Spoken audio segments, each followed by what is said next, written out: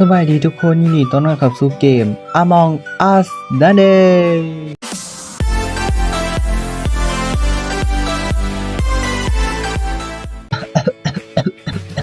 ช่วงนี้ไม่ค่อยสบายวันนี้กะมาเล่นเกม Among Us ด้วยความคิดฮอดแหละบ่ได้เล่นนานกันเลยว่าก็มาเล่นลองเบิ่งดูว่าเขาจะจับฆาตกรได้หรือบ่หรือเขาจะเป็นฆาตกรเอง ถ้าพร้อมแล้วเขาไปกันเลย A few moments later. โอเค ตอนนี้เขาก็มาอยู่ยานถึงทีเรียบร้อยโอ้โห คนเยอะขนาดนี่เป็นคนมักสีบัวบ่มีเอ้ยสีบัวมีคนออกไปแล้ว นี่คือการแต่งตัวของแอนโทนีเป็นจังได๋ มันตลกดี เกมจะเริ่มในอีก 3 2 1 เริ่ม เบิ่งดูว่าเขาจะเป็นอีหยังเป็นคนดีกับฆาตกรอีก2คนโอเคเขามีหน้าที่เฮ็ดเควสไปเฮ็ดปิ่งอ่ะ392นะโอ้โหเบิ่งดูเควสเฮามีหยังแน่มีสวิปการ์ดง่ายๆ เขาเป็นหมอเหรอโอ้ my god อ๋อนี่คือเบิ่งชีพจรปื๊ดอ้าวซาพูดปื๊ดเจ้าก็ไม่เฮ็ดคือกันวะแม่นข่อยก็มาเฮ็ดคือกันเข้าไปเรียบร้อยแล้วอ้าวเจ้าเดเฮ็ดก็เฮ็ดคือกันโอเคต่อไปภารกิจต่อไปแม่นอยู่ห้องอิเล็กทริกหวังว่าจะมีคนฆ่ากันตายนะ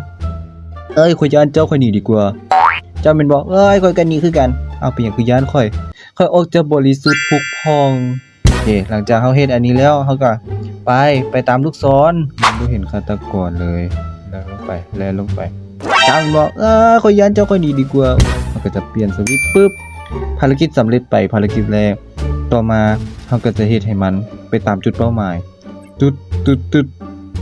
และตึ๊ดโอเคภารกิจสำเร็จเดี๋ยวนี้เฮาเหลือโอ้โหเดี๋ยวนี้เฮาเหลือยูเลคเตอร์โอ้ต้องไปสุดยานเลยอุ้ยมีคนตายทั้ง2คนอยู่ไสเอ้ยเจ้าเห็นอยู่ไสเป็นสร้างเหรอ บ่อยากฮู้ว่าเจ้าเป็นสร้างหรือบ่เขาอยากฮู้ว่ามันอยู่ไสศพอยู่ไสมีคนโหวตแล้วบ่มีคนบอกเลย Orange is Vante บ่ฮู้อันตัวนี้บ่ฮู้อันตัวนี้กดสคิปไปก่อนฮู้ว่าไผเป็นฆาตกรเถื่อหรือว่ายังบ่มีหลักฐานแต่เขาเลือกสีส้มหลายกว่าบ่ฮู้เป็นหยังเบิ่งหน้าตาสีส้มน้ำตาไหล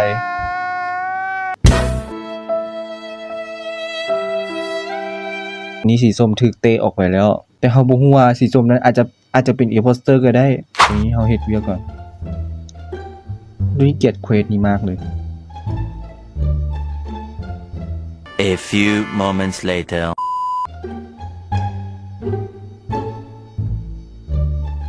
โอเคโอ้เฮ็ดได้สักทีต่อไปเควสเฮาเอ้าเควสเฮาก็เฮ็ดแล้วล่ะเดี๋ยวนี้เควสเฮาเฮ็ดแล้วสิ่งที่เฮาจะเฮ็ดแม่นเบิ่งกล้องบัดนี้เบิ่งดูว่าแม่นไผจะเอ้ย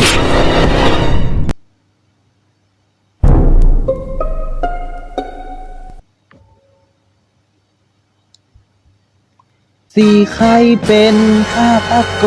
รเฮ้ยสีใครเป็นฆาตกรมันฆ่าแอนโทนีไปโอเคเฮามาเบิ่งฟังทางนั้นกันเนี่ยเห็นบ่เขาโหวตสีใคร yes เจ้าฉลาดหลายขอบใจที่ล้างแค้นให้ค่อยเป็นหนี้เจ้า you know เฮ้ยว่าสีส้มก็เป็นตัวอุ้ยหมู่เฮาโคตรเก่งเลยเฮาบ่ได้เฮ็ดห่าหยังเลยเฮาแค่เฮ็ดเควสแล้วซื่อๆเลเวลขึ้นเรื่อยๆสุดยอดเวอร์ A few moments later.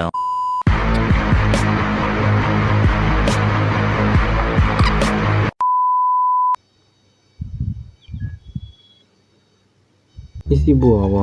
เฮ้ยสีบัวมีทุกคนตอนนี้เขาก็เป็นสีบัวได้แล้วเขาเปลี่ยนหน้าก่อนหน้าเขาจะบ่เอาใส่หน้ากากแล้วเขาจะเอาหน้าบึ้งเขาจะเป็นอิมโพสเตอร์ให้ได้แต่การแต่งตัวเขาบ่เหมาะเป็นอิมโพสเตอร์เบิ่งดูว่าใครจะเป็นอิมโพสเตอร์เขาเป็นคนดีกับฆาตกร3คนเฮ้วะนี่โอ้โหแล่นโคตรไวเลย นี่แสดงว่าเขาเป็นนักเรียนกันหมาทุกคนเลยแมันบ่นี่เขาก็โหลดไฟล์แล้วเรียบร้อย นี่ยังโหลดไฟล์บ่แล้วเลยฆ่ากันตายแล้วเหรอตายแล้วอย่างน้อยตายนี้ต้องจับฆาตกรให้ได้สัก1คนมารูนมีไผซื้อมารูนแหน่มารูนบ่มีแต่คนซื้อไมค์ครับมันบ่มีคนซื้อมารูนเฟ้ยตอนนี้เขาจะโหวตไผดีเพราะเฮายังบ่ฮู้เลยเฮายังบ่มีหลักฐานหาหยังเลยสิไว้เป็นเจ้านะคุณเฟสดาเพสเราตัวรู้เป็นไผกันแท้นี่ก็สิเชื่อไผดีทุกยังบ่มีหลักฐานทุกขอสคริปต์ก่อนเด้อโอเค2คนนี้เขาจะจับตาเบิ่งเอาไว้ว่าไผตุกติกอย่าให้ค่อยฮู้นะว่าไผตุกติกตานี้บ่มีคนออกเลยและฆาตกรยังเหลือ3คนเควสต่อไปเควสเฮายังโหลดบ่แล้วเลยโหลดเฮ้ยฆาตกรดับไฟทุกคนโอ้ my god โอ้ my god แต่เฮายังโหลดไฟอยู่โอ้คนไปแก้แล้วจากนั้นเฮาก็จะไปห้องแอดมินปึ๊บโหลดไฟแล้วหวังว่าจะบ่มีฆาตกรโดดมาตีเด้รูดบัตรก่อนเอาบัตรขึ้นมารูดผ่านจ้าเควสต่อไปอยู่ห้องเมดเบย์หรือห้องพยาบาลแต่เจอคนตายอีกแล้วไผอีกแล้วบัดนี้โอ้โหแสดงว่าฆาตกรออก1คนมื้อนี้ปกตินี่ฆาตกร3คนกับผู้เล่นอีก6คนแสดงว่าฆาตกรชนะแล้วได้แสดงว่าฆาตกรออก1คนไปเห็นมันอยู่ในห้องอิเล็กทริกเจอศพอยู่ห้องอิเล็กทริกค่อยได้ไปกับเจ้าพวกเขาเห็นมันอยู่ต้นหน้าค่อยเลยบ่แม่นสีม่วงเด้อเจ้าแน่ออกแนวปกป้องแซ่เป็นฆาตกรแม่นบ่เสื้อค่อยมันแม่นสีเขียวมึงจะเสื้อดีบ่วะโอเคซั่นเฮาขอเลือกสีเขียวตึ๊บมันบ่แม่นค่อยต่อไปต้องเป็นสีเขียวโอเคสรุปผลโหวตเท่ากันสรุปตานี้ก็บ่มีไผได้ออกค้าได้ที่หยังกันอยู่ ไอ้ตัวนี้ก็บ่ได้เฮ็ดท่าหยังเด้ฆาตกรได้2คนอีหลีนี่คือเควสยาจอดกำลังกำลังกวดยาอยู่เลยพวกเจ้านี่ก็ได้ข้อยยังเฮ็ดเควสท่าหยังบ่ได้เลยเป็นหยังอะหยังกดชินาโปรโหวตสีฟ้าเลยได้โปรดมันคือสีเขียวแล้วค่อยสิเสื้อไผนี่ค่อยอยู่กลางๆเลยได้นี่ขอเหตุผลกว่านี้ค่อยต้องการหลักฐานที่มันหลายกว่านี้คือกันเฮาเลือกสีนี้กันเชื่อใจใครเป็นฆาตกรกันแท้โอเคสีเขียวถูกโหวตออกเบิ่งดูว่าเราจะเป็นฆาตกรหรือบ่ปิ้ว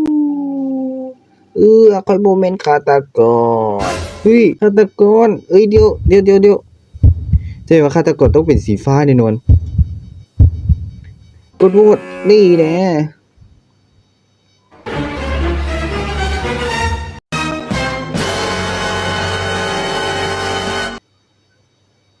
โอ้ my god บ่แม่นสีฟ้าเป็นสีเหลืองสีแดงแล้วก็สีสรุป3คนนี้นี่เองแต่เฮาก็ได้รีวิวนะจ๊ะ A few moments later. เบิ่งดูว่าไผจะเป็นอิมโพสเตอร์ เฮาเป็นคนดียังไวคือเก่าเลยเจ้าสิปรับให้ช้าลงบ่ได้ว่าถามจริงโหลดไฟล์อีกแล้วโอ้ยดอกข้อยบ่อยากโหลดไฟล์ข้อยขี้เกียจข้อยขี้เกียจโอเคนี่ข้อยยังโหลดไฟล์บ่แล้วเจ้าฆ่ากันตายเลยข้อยถามแท้กล้าบ่ให้คนได้เล่นเลยว่าถามจริงอยู่ไสต้องระวังหลายๆพวกเขามี3ฆาตกรสีฟ้าเตือนด้วยความหวังดีข้อยแม่นสร้างข้อยไปกับสีเทาข้ามโอเคข้อยจะข้ามเพราะเฮายังบ่มีหลักฐานสรุปสิเป็นไผเฮาก็ยังบ่ฮู้แต่เฮาสกิปไว้ก่อนเพราะเฮายังบ่มีหลักฐานไอ้ตัวนี้ยังเป็นฆาตกรมั่ง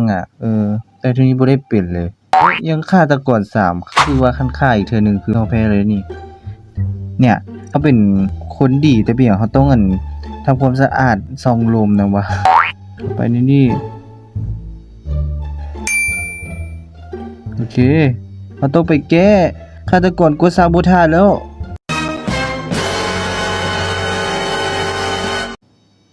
เฮ้ยสีฟ้าตาย สีฟ้าตายทุกคน คนที่ระวังดีกับเฮาเราตายไปแล้วห้องแอดมินจ้าค่อยได้เฮ็ดเทสของค่อยไปกับ B คนที่ชื่อว่า B ค่อยว่าค่อยบ่สกิปอันนี้ขอเดาล้วนๆเลย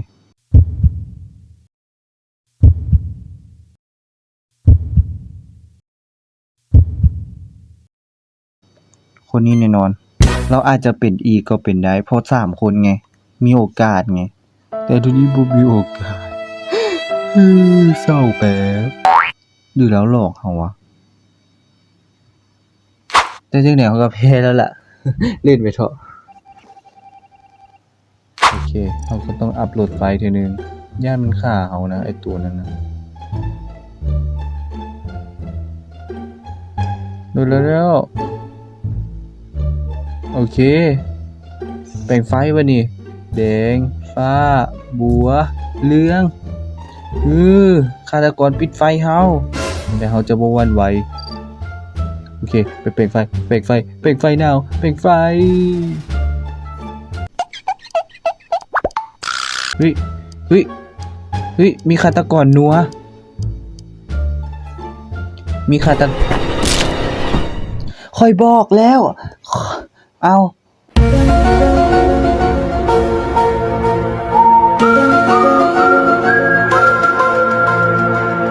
เขาดื้อค่ะทุกคนโอเคโอเคเป็นจังได๋ทุกคนสำหรับคลิปนี้หวังว่าทุกคนจะมักถ้ามักอย่าลืมกดไลค์กดแชร์กด Subscribe ให้อันโทนี้นำแล้วเจอกันใหม่คลิปหน้ากับเกมไหนก็บ่ฮู้ แคสไปเรื่อยอ่ะเห็นเกมอย่างก็เอามาแคสอ่ะเห็นอย่างในโทรศัพท์เอามาแคสอ่ะเจอกันใหม่บาย